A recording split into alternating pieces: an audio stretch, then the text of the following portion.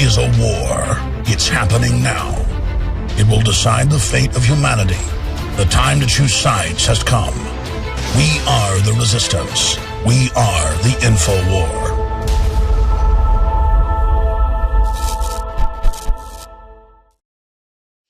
We had a caller earlier. Emma's just spent a few minutes on this and then go to Gerald, the last caller, and he said, look, I got a beef. You talk about how the elite are into the occult, how the elite are into Satanism because it's all about them and dominating others and pure power. But then you say, even if there isn't a devil or a God, humans in this archetype, a.k.a. Joseph Campbell, a.k.a. Carl Jung, the psychology, are manifesting it, and cultures manifest the same tyrannies over and over again. You have the rise of Greece city-states and then decline, same decadence. The rise of the Roman Republic, incredible moral science, honorable people, become corrupt, degenerate again, and collapse. The same cycle. And they always get into the same behavior. Aztecs, Mayans, African tribes, human sacrifice, dominance, serial killer type sadists get in control and set up systems where people submit to them. And the whole world becomes a system based on the likes and dislikes and the palate, the taste of the worst people in society. All that evil men and tyrants need to flourish is that good men and women do nothing.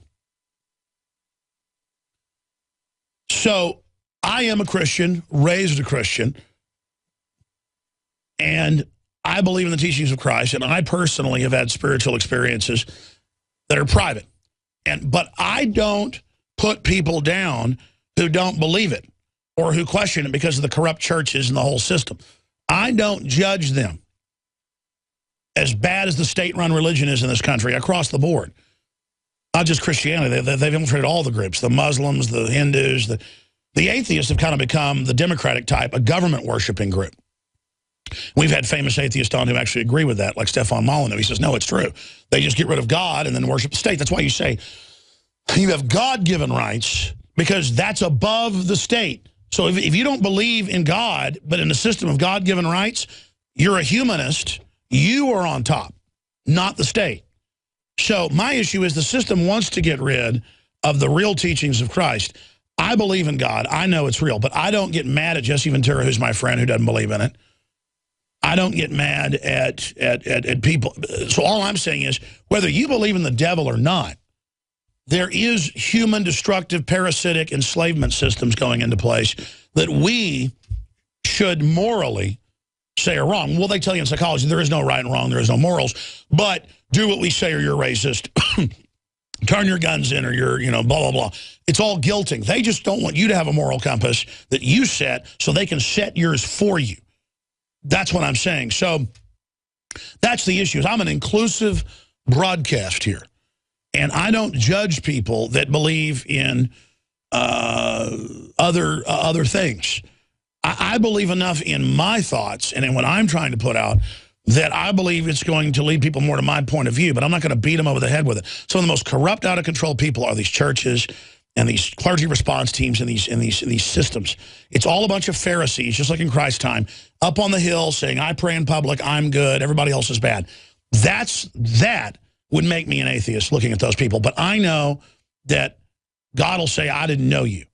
And you can call it, then we're going to Joel Salente. Martin Luther King talked about the universe bends towards justice. Whatever, there is justice, there is right and wrong. I know you got so much, Gerald, and I appreciate you coming on when you already came on just a few weeks ago, but backed by popular demand. Trendsresearch.com, trendsjournal.com. And I want to get into all the latest trends. Things are really moving quick. We appreciate the update. But you just heard this topic I introduced, kind of a curveball here. What is your view on what I just said? I agree with you 100%. You believe what you believe in. You don't tell anybody else what they should believe in. And you live by it. And that's really all it's about. And the people that proselytize, that's their own trip. And they shouldn't throw it on anybody else. And it's, only speaking for myself, because the motto of the Trends Journal, think for yourself.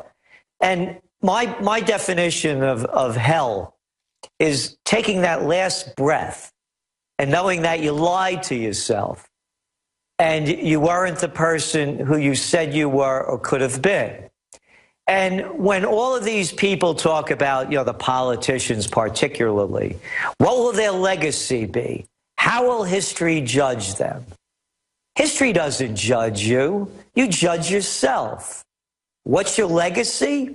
Ask your soul. Who could care less? Are you proud of what you've done? Gerald, I know you coined that statement you say when you come on this show. Repeat that again, because I think that is a great, profound description of life and sums up what all honorable men and women believe in, is that I make mistakes in the passion. I'm not perfect. But in the final equation, I really want people to succeed. I want to be good. I want to leave the world a better place than I came in. Because of my ancestors, so many of them were so honorable. It's about your family name. It's about class. Go ahead. Well, it's interesting you say that. Every morning I meditate, and it's try to clear my mind. I want to keep the movie playing all the time, so I try to quiet it. And something I got into, probably within the last year, the guys have been up here to the Trends Research Institute, and I have a wall of the ancestors. My grandparents, my great-grandmother, my parents, aunts and uncles. And I'm looking at it one day, and I said to myself, all I am are their DNA. I didn't get here on my own. This isn't I just didn't pop out of there. It's all of this DNA. So I've got into the custom of every day and continually thinking throughout the day of thanking them for all that they've given me and all that they've taught me. Because all I am, as I see it, again, not speaking for anyone, is parts of them and a respect for the elders. For all I remember my father, may his soul rest in peace, I'd be complaining about something. And he said, you're always bitching and moaning about something. He said, I'm going to tell you something. I do 100 times more for you than my dad did for me. And it was true. And they came here as immigrants. They lost everything. They were upstate New York. They came as farmers, and they got wiped out in floods.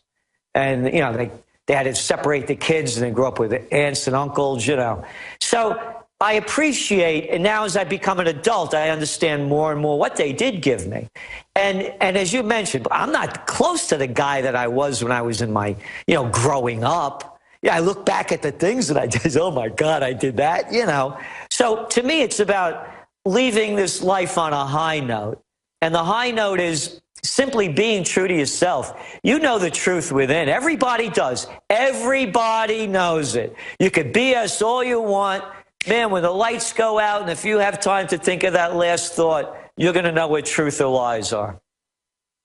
And that's it. And it's an inside job to change the world and fix it. We've got to change it one person at a time. And we've got to have respect for ourselves, as you've said, Gerald. Finish up with talking about having respect for yourself. And then I want to come back and get into all the war news and economic news with you. Well, it's dignity and respect takes a lot of levels to it. I go out, every time I go out, I look around and I can't believe what the people have come to look like.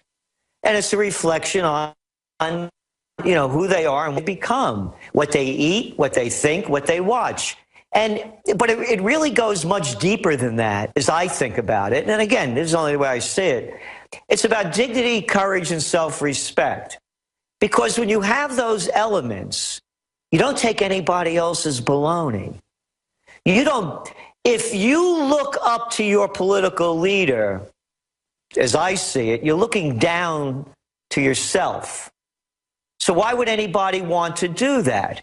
So, yeah, it's like the headlines. All of a sudden, this is big news. This is today's New York Times. The world's going to crap, right? We got all these problems going on. Front page story. Before coming out, a hard time coming up. And this is about this Michael Sam who announced that he's gay. What the hell do I care? The gays have been out of the closet now for how long? I got loads of gay friends. Who cares? And then I hear Michelle Obama say that this should be an inspiration to us. Hey, man, that's his trip. I don't care who he's with, who's doing what to who. That's not my business. I don't care. And number two, it's not an inspiration for me. It's his trip. And number three, Michelle, or do I have to call her Her Highness? I'm sick of them making her a movie star and all these other politicians and Hillary. Like you said, politics is show business for ugly people. I'm sick of them. Well, not only that, I say Her Highness because we heard Obama say basically it's good to be king. You know, I could do anything that I want. I saw it on your website. And by the way, great article by Kurt Nemo on what's going on in Ukraine, and I'd like to talk about that later. But when I say, you know, these people, then the hypocrisy after her making all the news about how great this is, and again, you do it. I agree. I mean, is Obama auditioning for a Mel Brooks movie to say it's good for be king, and they're like catapulting people? Yeah. Now the thing is, in 2008. He said he was against gay marriages. How's that for hypocrisy?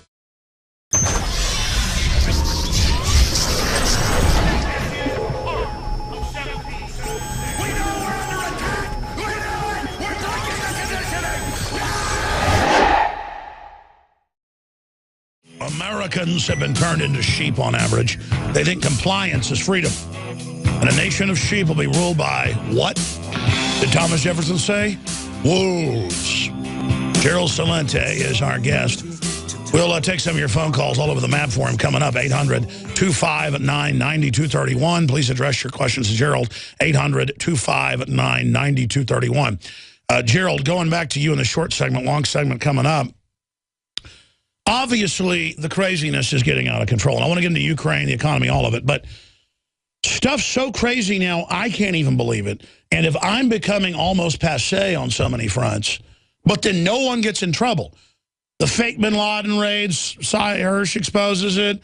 The stock market rigged for insiders, everything rigged. The government funding Al-Qaeda, the scams, the TSA, whistleblowers, that it's all a fraud. They're making fun of everybody's genitals, ripping diapers off cancer patients. I mean, this is like we've let crazy people run things. This happens in history. How mad will we get before something changes? I mean, will it be Caligula marrying his horse, Nero, you know, dressing up like a vampire, eating kids on the White House lawn? I mean, how far is this going to go before it implodes? You know, I don't know. And I'm wondering where the people are. How come they're not standing up and speaking out? And I just keep thinking, you know, and people say to me, well, you know, we've been dumbed down. Yeah, fine, we've been dumbed down, but, you know, look what happened over there in World War II.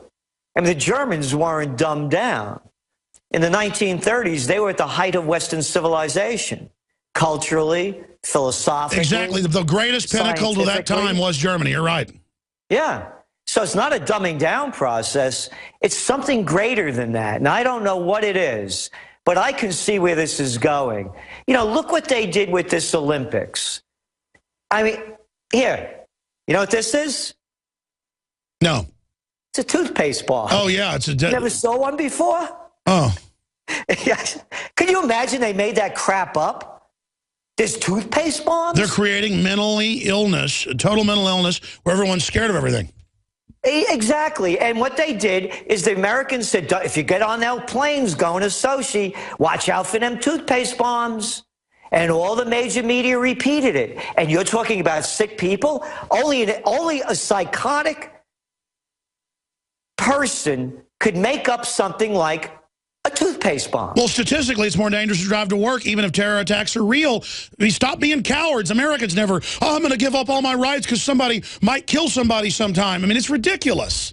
I know. But but to go back onto your question, they come out with the most ludicrous crap, and people believe it. Now, when they're going to come out with Tampax missiles next, I mean, anything, they'll make it up, and the people keep buying it. So I don't know what's going on and why. And it goes back to the beginning of what we're talking about: courage, dignity, and respect. And until people get, and it's the products that you sell, everything that you have that you're offering to the people are going to help them physically, emotionally, and mentally. And those are the ways to me, you have to build yourself, because when you do, you see right through this stuff. Who could believe this? Who could believe what they're telling us? And it's one lie after. Well, it's like you said about Obama. We've got that clip where 2 days ago with the French president, knowing the cameras were on him, saying, I can do whatever I want as president. It's good to be king. He joins Mel Brooks. Here it is. Sorry, we're breaking protocol here. That's all right. That's a good thing about being president. I can do whatever I want. Obviously, Gerald, the establishment wants to set the precedent where we have a unitary executive. What do you make of all the power grabbing we're seeing? Well, you've heard me say this when the panic of '08 began. It's the merger of state and corporate powers. It's called fascism. And if anybody doesn't believe it, look at the way they treat us. Again, we're going to be talking about what's going on in Ukraine later. But all of these people complaining that, they bug the phones over there. Look what they're doing to us. They're listening to everything that we're doing. They're watching us. I don't need some cat in a black robe with a bad attitude calling himself judge to interpret the Fourth Amendment for me. How dare them bug the U.S. ambassador who's trying to overthrow their country? I mean, it's incredible. There's total spying. You're supposed to spy on foreign agents in your country. You're not supposed to spy on the general public. Go ahead. No, and then when you read the comments coming from other people in the EU complaining about it, and they say things like, how dare that they spy on high-level diplomats. Yeah, you don't spy on them, just spy on us. Now you can watch The Alex Jones Show live as it happens at Infowars.com/show. You'll find links to all of our content there and a free 15-day trial for Prison Planet TV. More than 60 movies and documentaries all in one place at Infowars.com/show.